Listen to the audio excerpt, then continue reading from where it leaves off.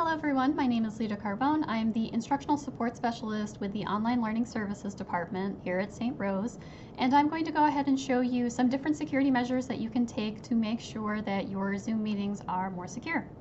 So what you're going to want to do is, if you are going to adjust your settings on the website, you want to log into your St. Rose account. So I'm already logged in, so I'm going to click on My Account in the upper right hand corner. And it will automatically bring you to the profile page. On the left-hand side here with the dashboard, you see Profile, which you're in right now, then Meetings, Webinars, Personal Audio Conference, Recordings, and Settings. So we're going to go into the Settings tab. And you'll notice that at the very top, it will ask you the different security features that you would like to use for your profile. So you have at the top here, require that all meetings are secured with one security option, which is automatically selected for me. So this means you can either have a passcode, a waiting room, only authenticated users can join the meetings. You can have different settings, but you have to have at least one selected. So if you have a basic account, it will automatically have it come up as a waiting room. So that option's already selected, but if you would like to click off of that, you'll get a little pop-up that says your settings have been updated at the top here. But I'm actually going to keep that on, so I'm going to click that back over. Okay, and then if you scroll down, it's going to ask you the different options for passcodes that you can do. So if you want to require a passcode for any scheduling of new meetings that you do, if you would like to require a passcode for instant meetings, if you have office hours and you're using your personal meeting ID, you can require a passcode for that as well. And if you have any students that like to join by phone, you can require a passcode for them as well. So if we keep on scrolling, you'll see the only authenticated users can join meetings option. What this means is anyone that tries to access the link for your Zoom meeting has to be signed into a Zoom account. What I highly recommend is making sure that the students are signed into their St. Rose accounts and not their personal accounts. That way you can keep track of who actually is signing into the meetings, and it just makes it a little bit easier to keep track of everybody. Let's keep on going here. You also have only authenticated users can join meeting with web client, and you can also approve or block entry to users from specific regions or countries. So let's say we wanted to make sure that we don't have students controlling the whiteboard or using any of the annotating features that we have in our Zoom meetings. So you can select the in-meeting and advanced section, and you can adjust those settings here as well.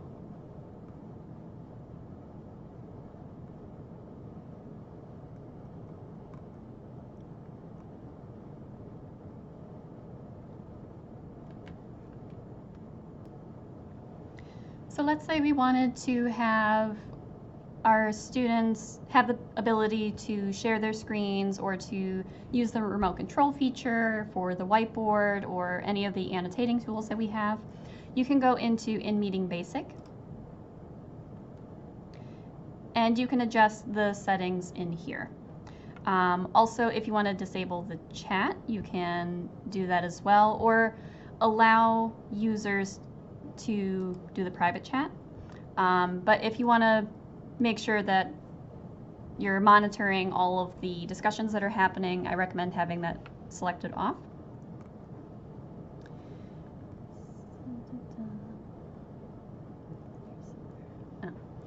So if you scroll under meeting polls and the screen sharing area right over here, you can make sure that only the host has capability to share their screen. If you do want to adjust it so that way your students can engage in the whiteboard activity that you're doing, you can change it to all participants.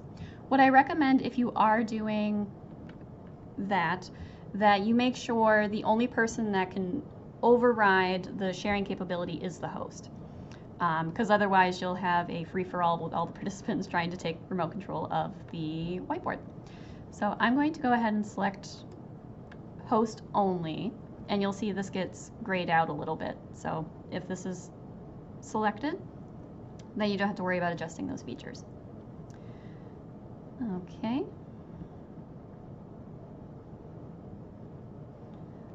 All right.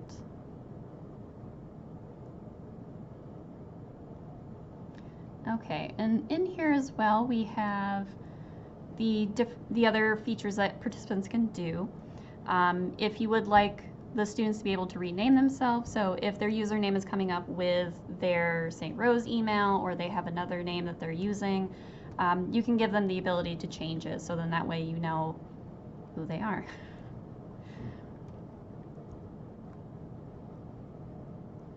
Okay.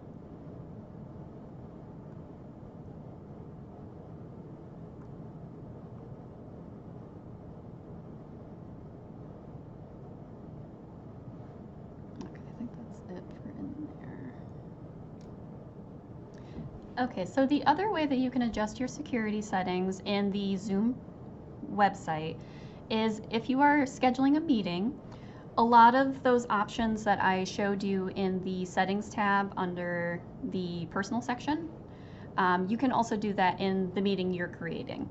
So let's say I have a test meeting here that I want to schedule for 2 o'clock. If you scroll down, you'll notice that under the security section, you can select a passcode, which Zoom automatically does a numeric code. What I recommend to prevent Zoom bombing is to create a code that has letters and numbers, because then that'll make it much more difficult to hack into. So I could do the 2. Okay. Actually, probably 0 is not a good one. So do 9. There we go. Okay. And then you can also require authentication to join. So the students have to be signed into Zoom. Okay. So those are the security settings that you can adjust in here.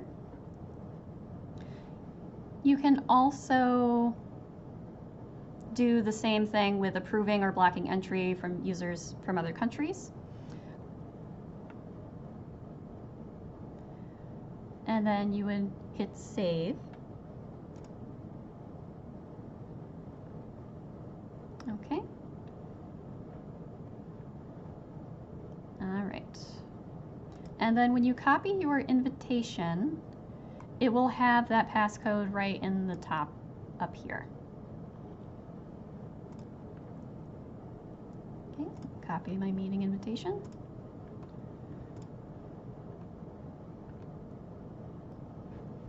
Okay, so let's say that we have a Zoom bomber or someone that is disrupting the class, and we need to either remove them from the meeting or at least limit the capabilities that they have. So there's a few different options that you can do. There is the security button, which you can select, and you can allow participants to use the chat. You can remove the participant here or suspend participant activities.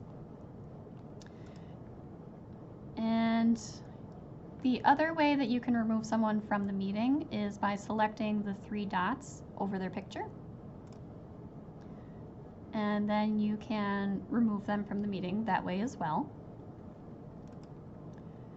You can also select the Participants tab,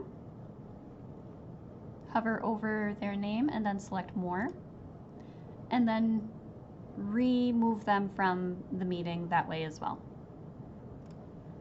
Okay. All right, and then as I mentioned when we were going over the settings that you could adjust in the Zoom website, you can also adjust those settings once you're already in the meeting. So if you forget to do it when you schedule your meeting, you can do it while you're here. So I'm going to select the up caret next to share screen. And as you can see here, I have it so only one participant can share at a time, which is perfect. Then you can click on advanced sharing options. Okay, and then this might look familiar, so who can share? Right now I have it as only the host, but if it were all participants, you can select only host to stop all screen sharing. So that is it. All right, so those are some of the steps that you can take to make sure that your students have an engaging experience with their online learning.